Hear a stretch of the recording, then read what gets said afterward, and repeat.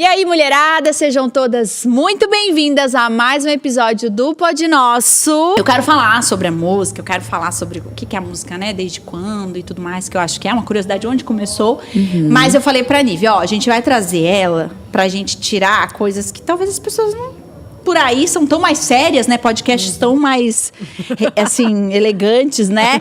Vamos falar do teológicos, café, né? Não. Ela tá dizendo que ela não é elegante. Gente, isso aqui é tão lindo. Ah, é uma fofura, né? Nosso cenário. E a gente vai perguntar coisas que as pod lovers, que são as meninas, querem saber. Né? Então, a gente vai falar sobre casamento, já vai falar sobre maternidade. A gente vai passar por alguns pontos. Topas? Vamos lá. Não, eu queria falar sobre coisas da palavra de Deus, mas tudo bem, já que vocês querem isso.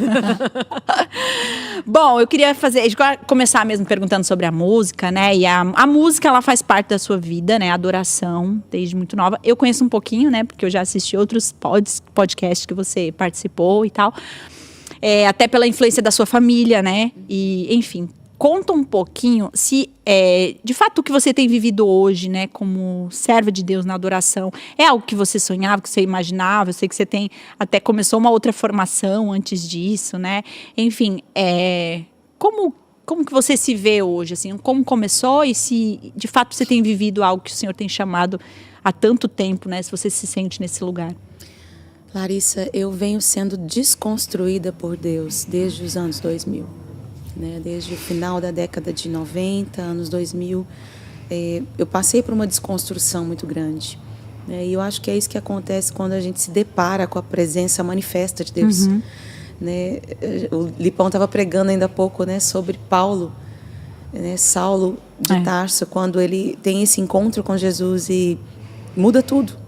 Tudo muda a partir de um encontro com Jesus. Eu já conhecia Jesus, né? Não me entenda mal, mas sim, quando a presença de Deus se manifesta, é algo tão marcante. E a gente viveu eu acredito que nós vivemos um avivamento em BH. Com certeza. Nos anos 2000. E que veio restaurar, né, a adoração, a espontaneidade, o amor por Jesus, o amor pelo secreto, o amor pela palavra, enfim. Para mim foi uma desconstrução muito grande, porque o que eu planejava de adolescente em relação à música era outra coisa. O que você planejava? Eu planejava aquilo que eu conhecia. Entendi. E a única coisa que eu conhecia era a questão artística da música. Né? Era o ser um artista cristão. Né? Então era isso que eu sonhava para mim, era isso que eu queria. Não que exista algo de errado com isso, de jeito nenhum, mas é que não era o que Deus tinha para mim. E Deus me desconstruiu de uma forma muito intensa, né? A ponto de eu não conseguir falar. Né? A presença de Deus ser tão forte nos ambientes, nos cultos, nas reuniões, que eu não conseguia me levantar do chão. Eu não conseguia pegar no microfone, não conseguia cantar uma música inteira. Né? Sem cair em pranto, sem cair no chão mesmo, sem perder as forças do meu corpo. Né? Então, muitos podem dizer, isso foi algo emocional. Isso foi em que tempo que isso começou a mexer com você? Foi mais ou menos nos anos 2000 mesmo. Entendi. 99, ano 2000. Você já estava no Diante do Trono? Já. Já estava, Já. né? E foi uma época de confronto mesmo das minhas intenções, né? Em que... Porque estourou também ali, né? Sim. Tudo, Qual né? foi o ano, assim, que ficou mais marcado, assim, de crescimento do Diante do Trono, assim? 2003? A gente não sei. Acho que foi 2, 3, né? 2003, acho. Foi uma sequência de anos, né? Até 2010, mais ou menos. Daí ficou muito tempo, né? Isso. Ficou muito tempo, né? E gente, para mim foi né? muito intenso, assim, tudo foi muito verdade, né? As canções foram muito experimentadas dentro de mim. Eu fui do Diante do Trono nos primeiros 7 anos, muito até tempo. 2005, mais ou menos. E foi muito forte o que eu vivi interiormente. Né? Não foi algo meramente externo. Eu conheço pessoas que tiveram experiências externas com a presença de Deus, mas que não se mantiveram. Mas eu também conheço pessoas que foram absolutamente transformadas nas suas intenções, nos seus planos. E para mim ver o que a gente vive hoje e o que a gente continua vivendo, na verdade, é que Deus vai de tempos em tempos nos desconstruindo quando a gente permite. Com certeza.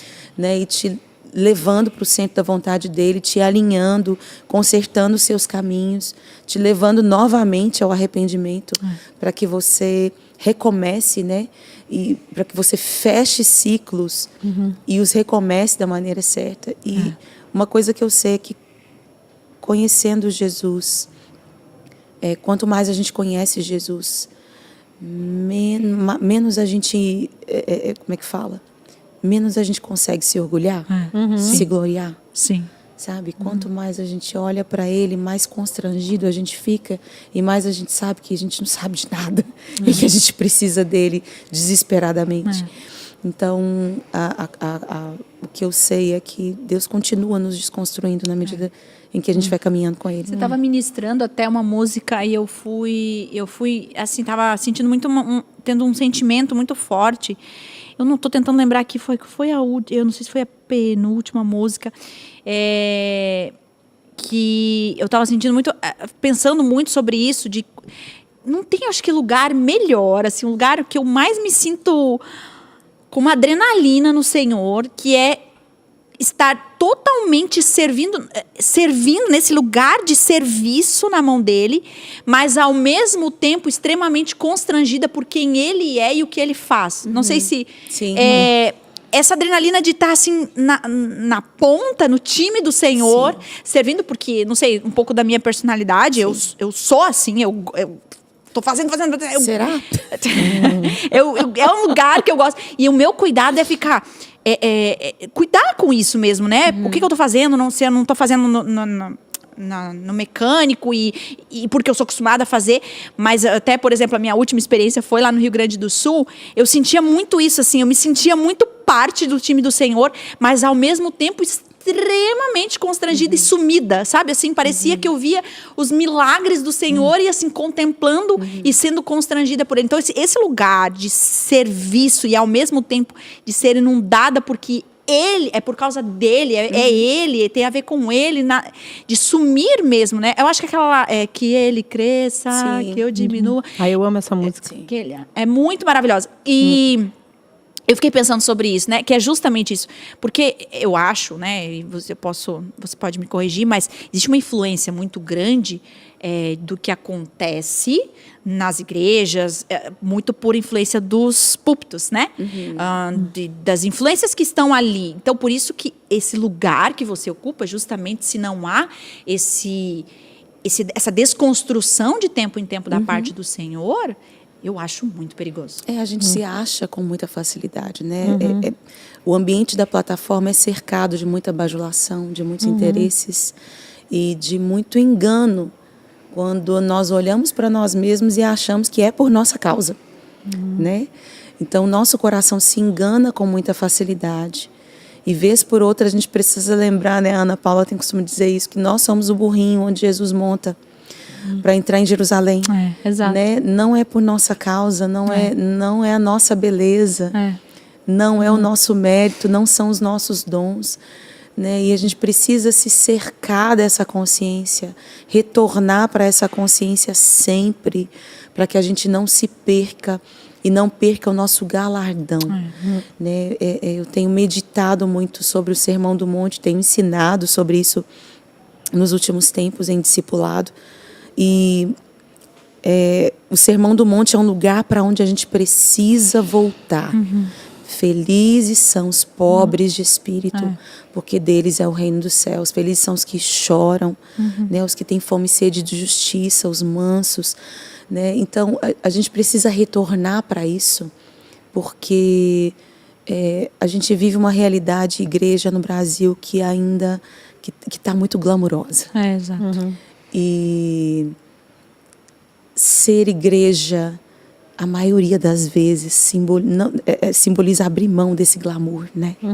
Para servir. Jesus falou que aquele que quer ser o maior no reino do céu, seja quem sirva. Sirva, o primeiro a servir. Então, a gente perdeu muito isso no nosso contexto igreja no Brasil. E no nosso contexto, música cristã. A música é um lugar de sedução por causa das suas possibilidades. As possibilidades financeiras, as possibilidades de visibilidade, né? De prestígio, enfim. Os músicos almejam, né, nesse tempo, tocar com alguém conhecido ou ser alguém conhecido para ter uma boa condição financeira, né? O se cobrar exorbitâncias, enfim. As possibilidades são muitas, né? E isso é extremamente sedutor para o músico, para o artista cristão. Então, se você não tem esse entendimento de que a que reino nós estamos servindo, você vai se pegar fazendo o que todo mundo faz. Porque isso como é que fala? É visivelmente bom. Mas Jesus foi muito claro, né? Com vocês não vai ser assim. Com vocês, o grande vai ser o que serve, o maior vai ser o menor. A matemática de Deus é diferente da nossa, né? É completamente diferente. É um reino de ponta cabeça mesmo, né? E a gente precisa atentar para isso, para que a gente não se pegue lutando por aquilo que vai passar, não se pegue se apegando naquilo que vai estar condenado a este século e esse tempo só. Isso que vai passar. Né? E é tão importante a gente ter em vista as recompensas eternas. A gente ter em vista aquilo que Jesus nos promete. O teu Pai que te vê em secreto te recompensará. Né? O teu Pai que te escuta no secreto, Ele vai te recompensar publicamente. Ou seja, quando nós chegarmos diante do Senhor, Ele vai olhar para nós e, né, Ele vai dizer: servo bom e fiel, entra no descanso do teu Senhor, né? Recebe o reino que te foi dado, né, antes da fundação do mundo, que te foi construído antes da fundação do mundo, porque eu tive fome e você me deu de comer, eu tive sede e você me deu de beber, eu estava nu e você me vestiu, né? Então, a gente precisa ter isso em vista, para que a gente invista a nossa vida naquilo que é eterno. No que vale a pena, porque senão a gente vai se desgastar, e não existe nada pior do que se desgastar para permanecer em evidência, para permanecer nas grandes rodas. É uma perda de tempo tão grande, e a gente não pode perder o nosso tempo. E a gente corre o risco de estar fazendo para Deus sem que Deus esteja conosco, né? Sim. Que é triste, porque daí tu vai fazendo e Deus não está com nada naquilo, né? Sim. Às vezes eu oro muito assim: Deus, eu não quero estar correndo para fazer coisas para ti sem que tu esteja. Sim. Né? Isso E a gente sabe fazer. A gente sabe. É muito fácil fazer igreja. Sucesso, sabe fazer uma música que vai viralizar, vai colar, né? vai não sei o quê. Né? A gente sabe fazer igreja. Né?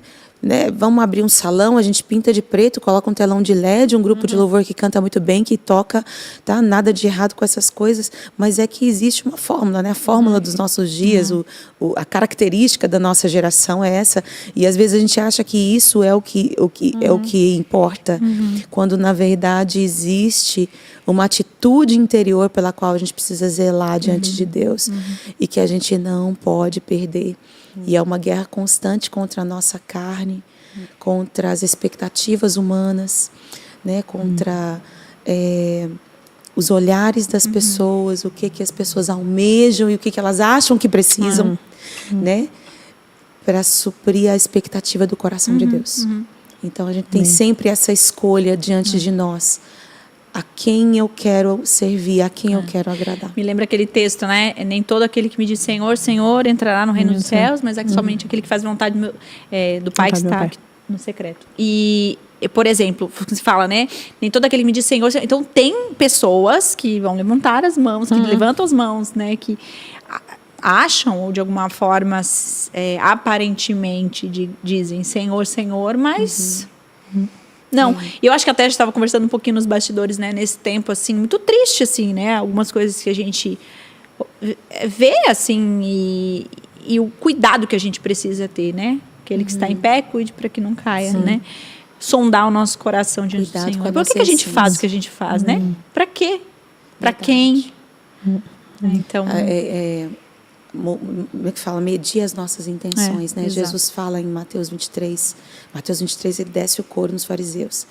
E ele fala, eu estava lendo, foi esses dias, e ele fala, né? Ai de vocês, escribas e fariseus hipócritas. Vocês são como, ele fala, vocês são como sepulcro caiado. Que é muito bonito, muito decorado do lado de fora, mas do lado de dentro é cheio de podridão. Ou seja, Jesus está interessado não naquilo que nós aparentamos ser, mas Ele está interessado na nossa essência, em quem nós somos do lado de dentro, nas nossas verdadeiras intenções. Então, a nossa oração, a minha oração, Larissa, tem sido: Deus, Senhor, mede as minhas intenções, Senhor. Passa uma régua nas intenções do meu coração. E assim, ó, que sensação agoniante essa de tu ter que tomar uma decisão e Deus não falar contigo, porque tem muitas ideias, assim, às vezes até meio distorcidas acerca disso, né? Porque a gente, como cristão, às vezes a primeira coisa que a gente vai fazer é orar, né?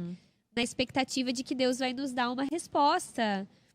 E quando a gente tem uma decisão grande para tomar, eu passei recentemente por isso, tu fica até vendo sinais em coisas que, tipo assim, tu fica vendo... E isso é muito perigoso, né? Muito perigoso. Tu fica carente de uma resposta. Tu fica desesperado por uma resposta, né?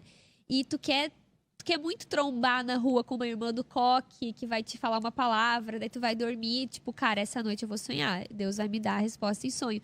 Porque é muito mais fácil transferir para Deus essa responsabilidade.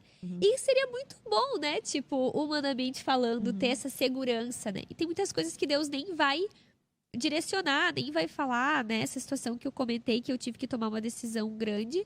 Deus até agora não falou comigo, né? Com quem precisava falar. Mas a gente tomou uma decisão.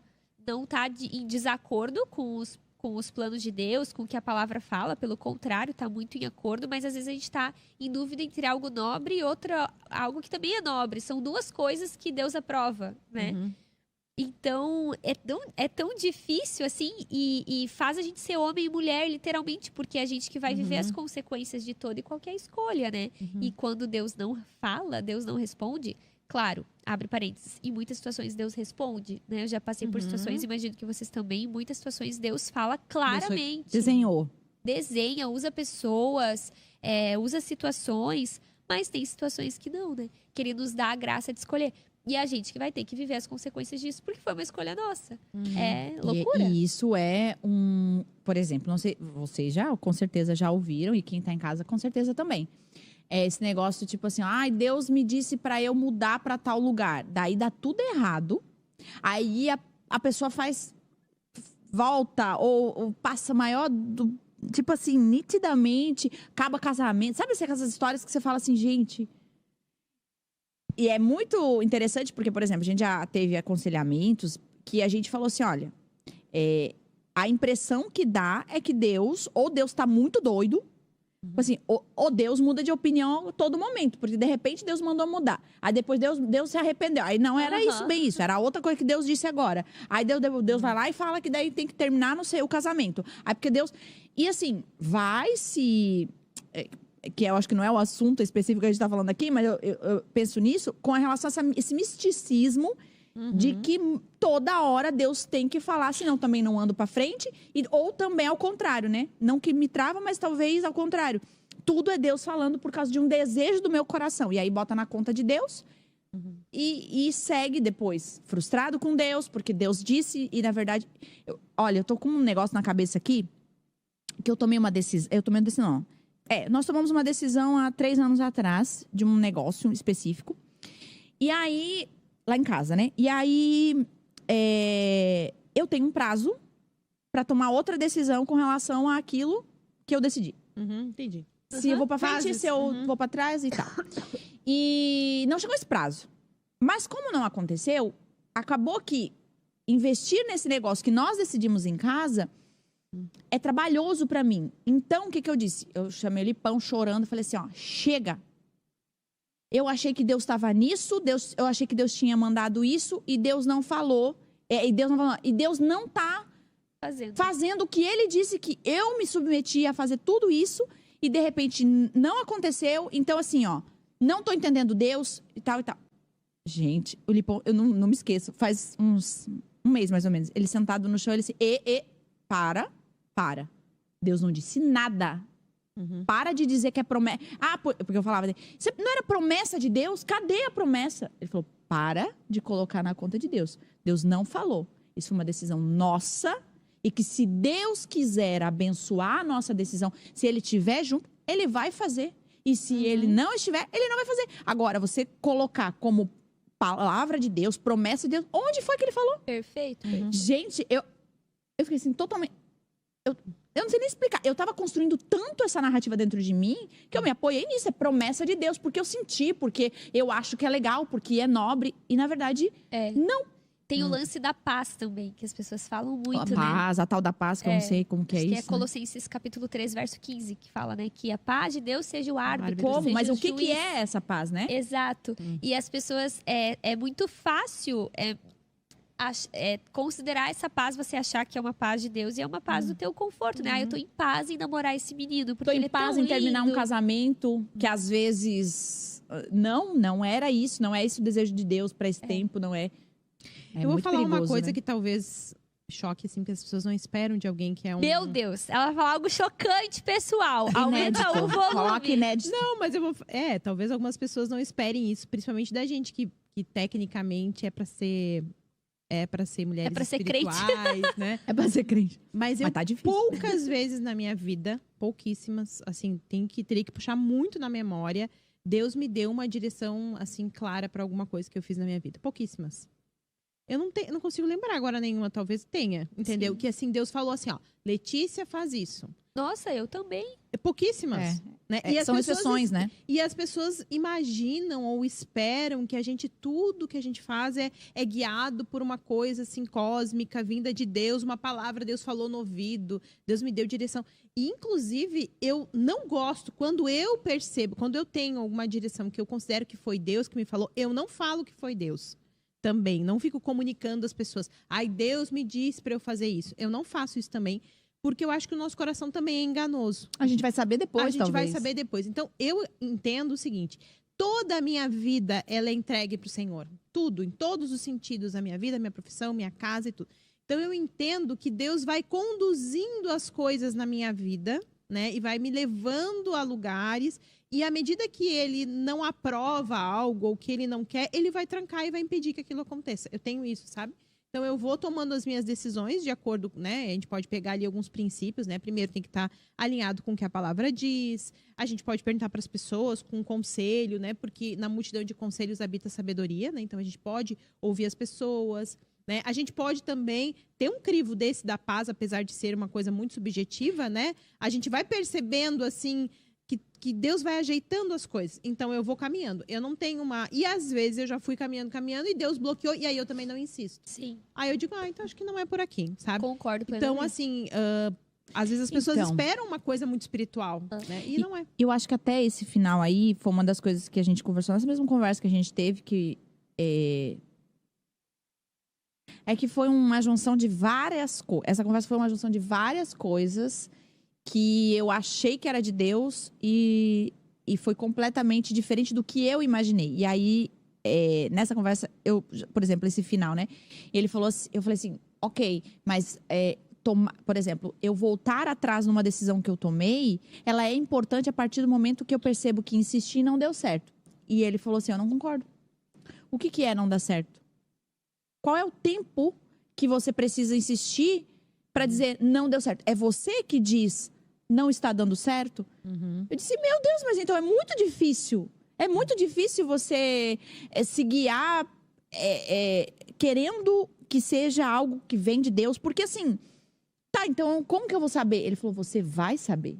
Você vai saber. Aqueles que amam a Jesus, caminham perto com Jesus, vai entender o momento disso. E ele falou, não dar certo nesse tempo, ou não... quer dizer que vai dar certo sempre. Nunca.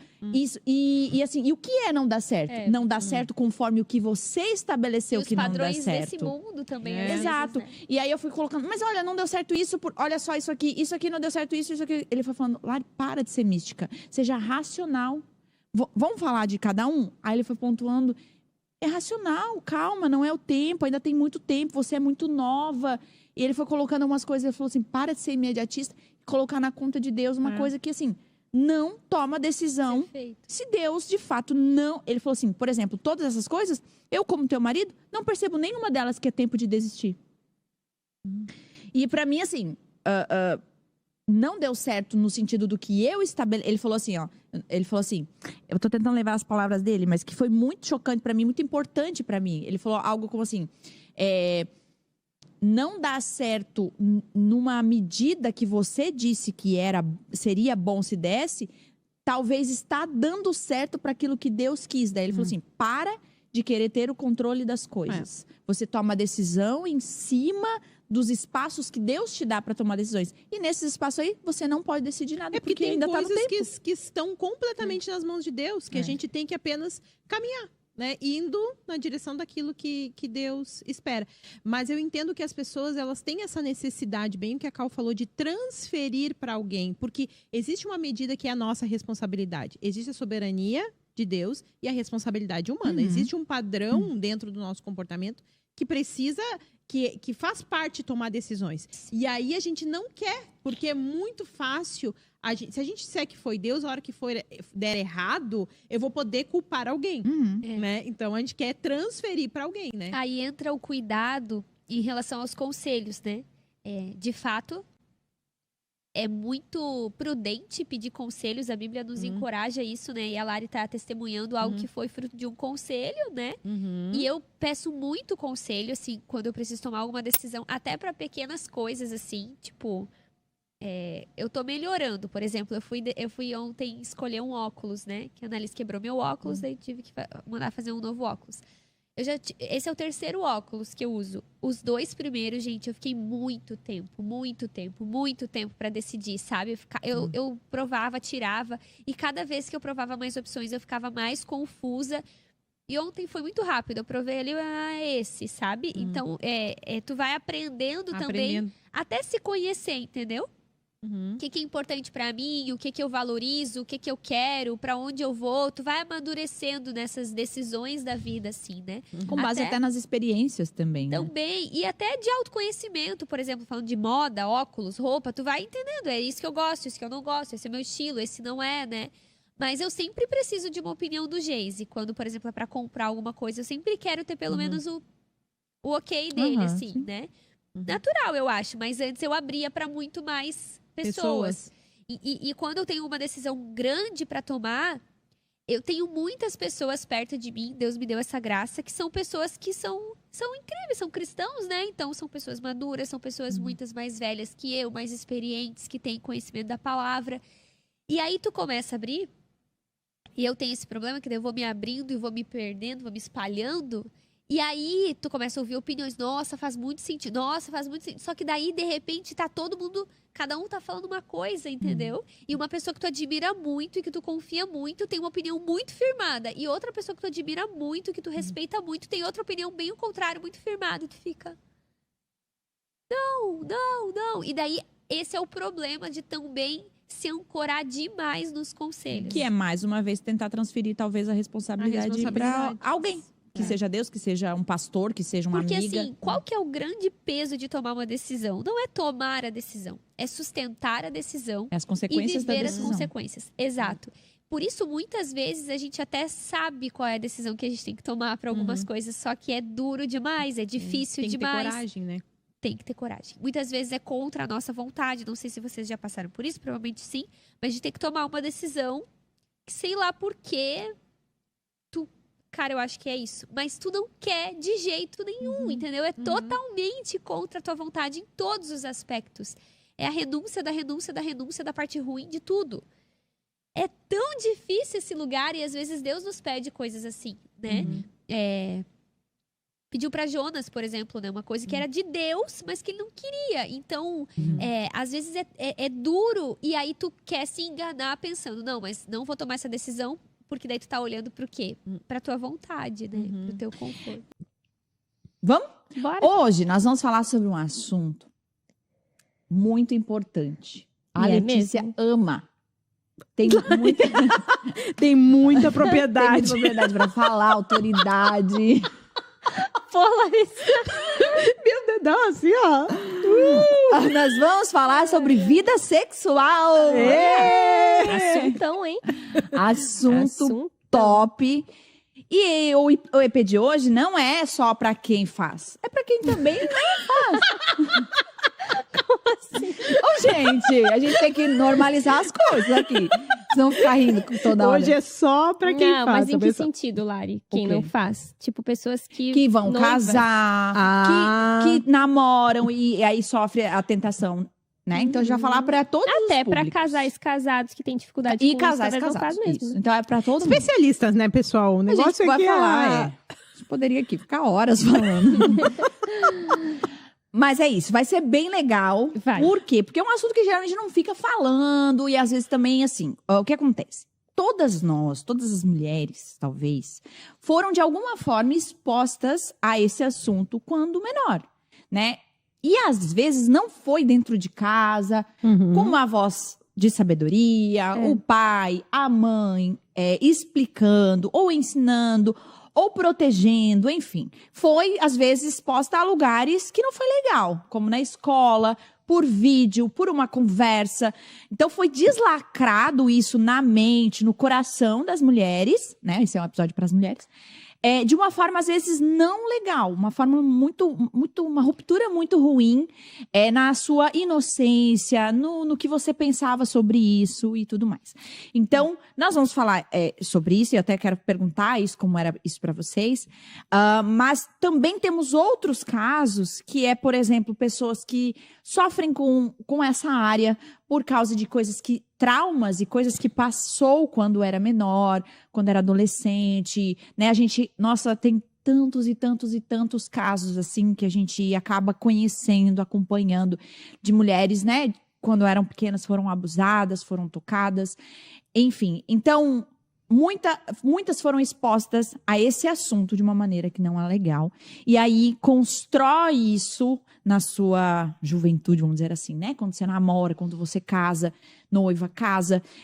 E às vezes em cima de uma forma muito ruim, né? E Ou chega às dentro do vezes, casamento. até ia dizer, Lari, gente que é instruída na igreja sobre isso, mas não é especificamente uma versão feminina, assim, né? Eu digo isso até porque foi a minha experiência. Eu ouvi muito sobre isso na igreja, né? Na nossa igreja a gente tem um tema, uma vez por ano, que a gente fala disso, é instruído. Mas aqui no Pod Nosso a gente vai falar muito da perspectiva da mulher, porque eu acho que é bem diferente, né? Talvez os medos, os questionamentos, as dúvidas que possam surgir. Isso. Eu não lembro de outros lugares, assim, que fala sobre isso especificamente numa perspectiva cristã e com mulher. Então já manda até esse episódio, né, para outras amigas que talvez, né, tem curiosidade sobre esse assunto, noivas, casadas, porque acho que vai render um papo isso. bem bom. Muito bom. E eu queria já entender como foi isso para vocês, né? Essa questão da primeira exposição com o sexo, né? A relação sexual. Como que foi isso, assim? De alguma forma, foi saudável? Foi num tempo bom ou não? Cri.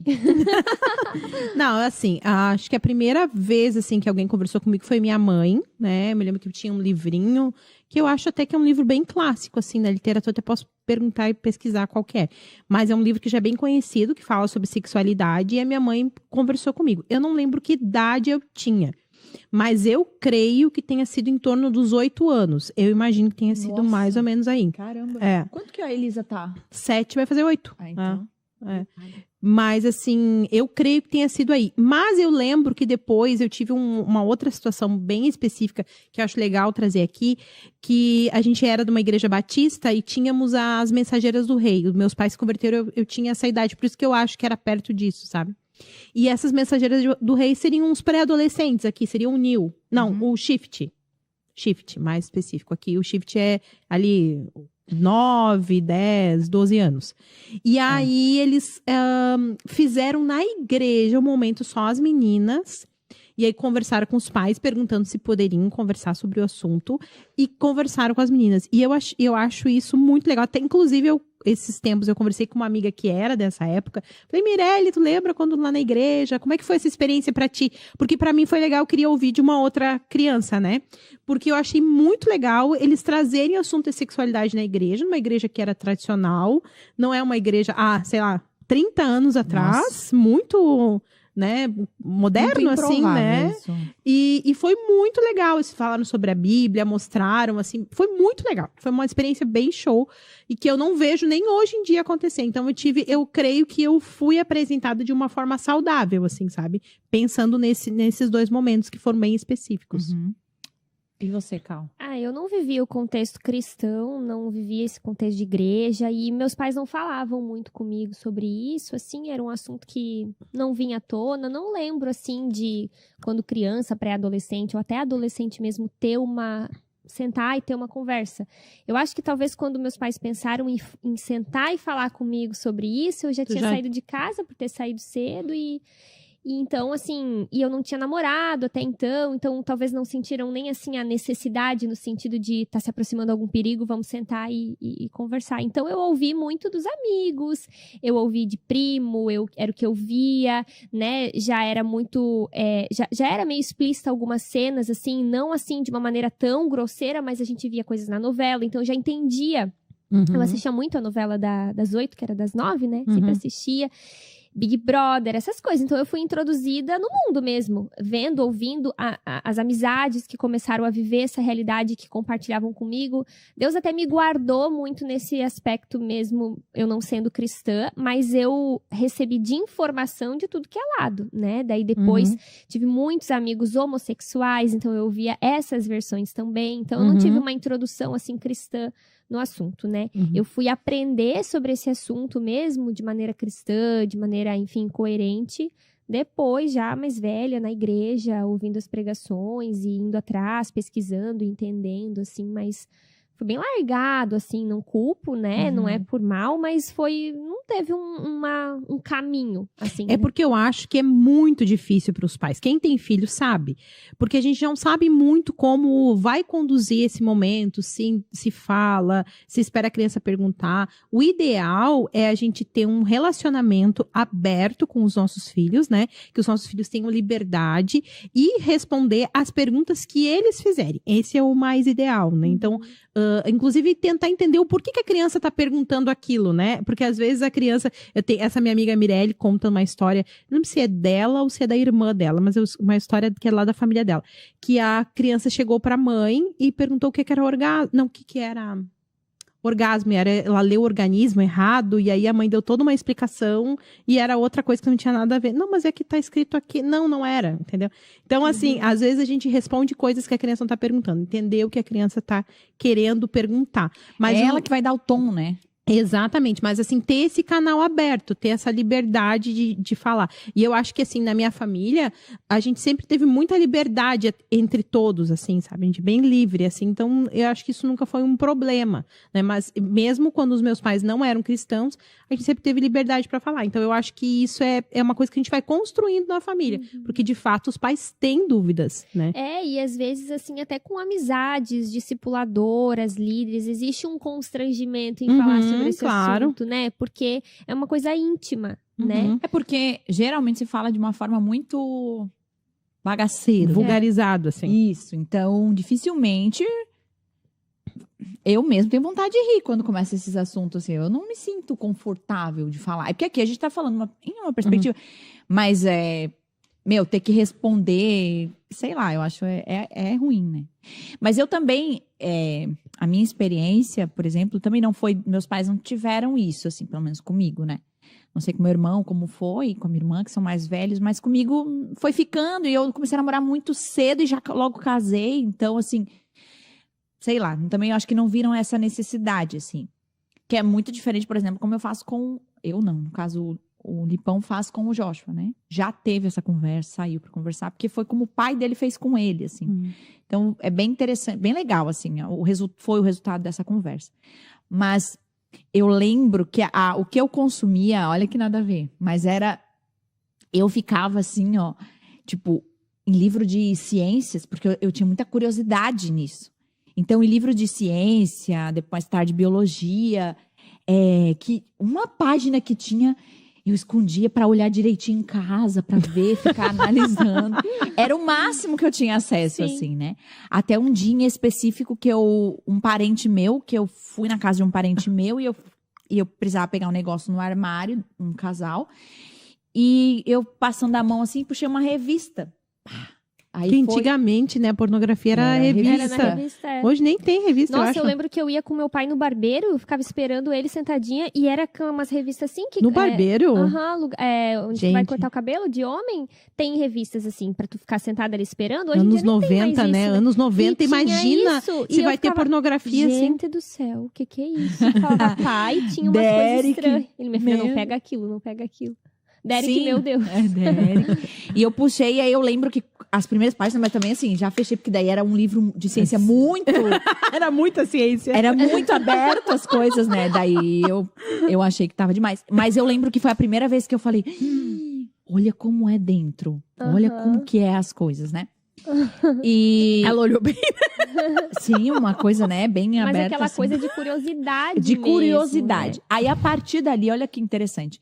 A partir dali, eu brincava de Barbie, que eles faziam alguma coisa. Daí eu juntava assim, ó. Olha a Barbie aí. A Barbie aí, ó. Então eu tinha a Barbie e o Ken, eu juntava eles. Parado, eu não sabia o que fazer, né? Mas eu pensava, então é assim. Né? Então, mas eu fui tateando, assim, sozinha.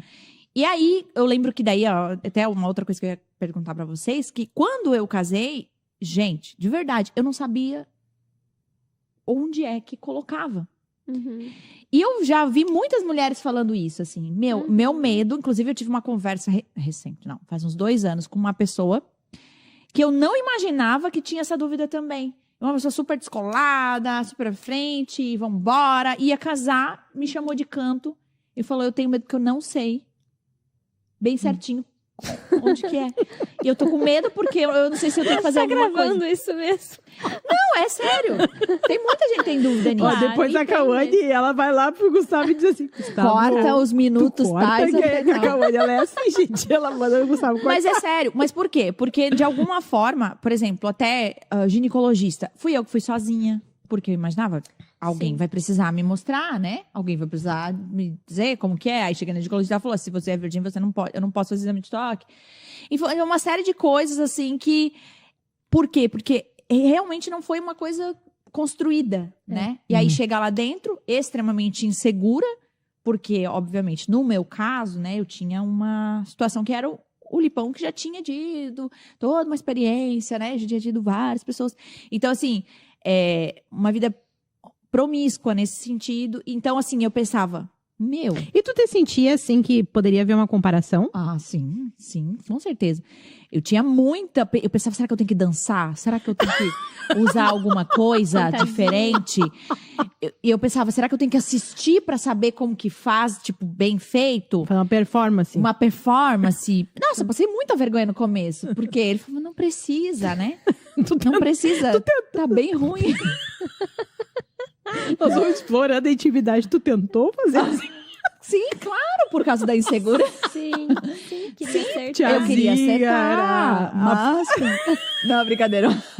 Máscara não. Máscara. Eu também sempre converso com as meninas. A gente cria idealizações, né? Uhum. Sobre essa primeira vez ou sobre uma vida sexual no casamento, tal.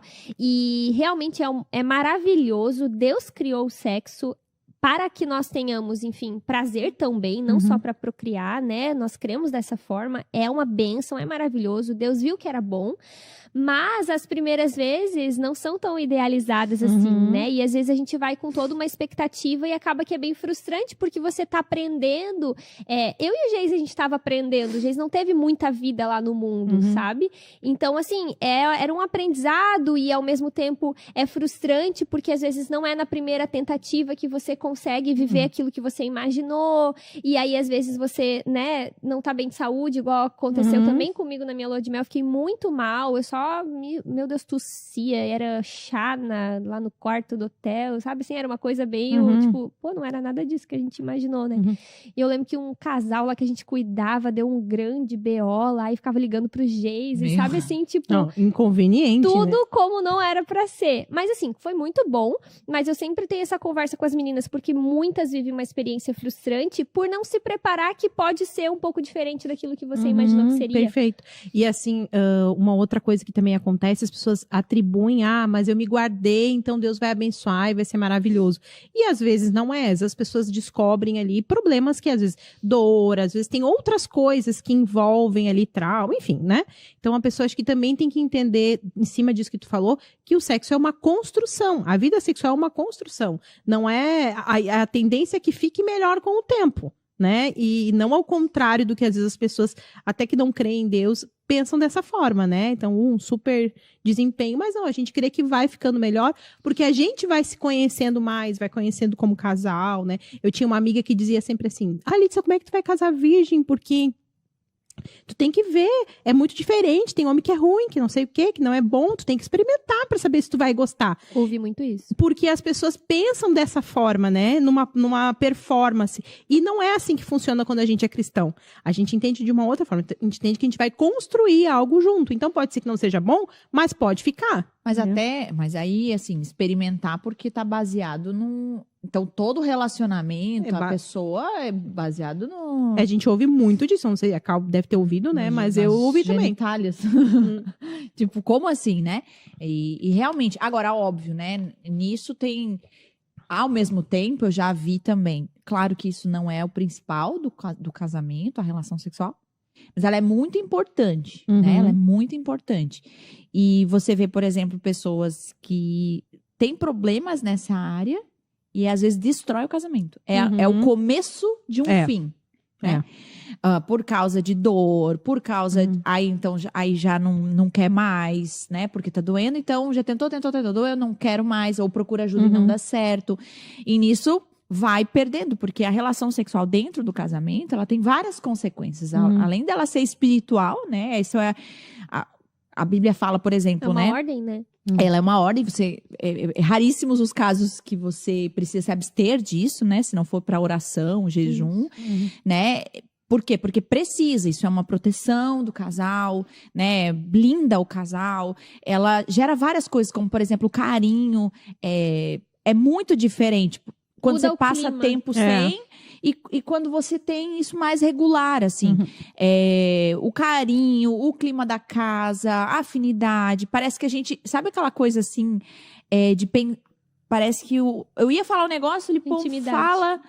Eu falei, meu Deus, mas eu tava pensando nisso. Então, são várias coisas que... Por quê? Porque cria essa intimidade, cria essa parceria, é um só. Deus abençoe vocês e até o próximo Pode Nós.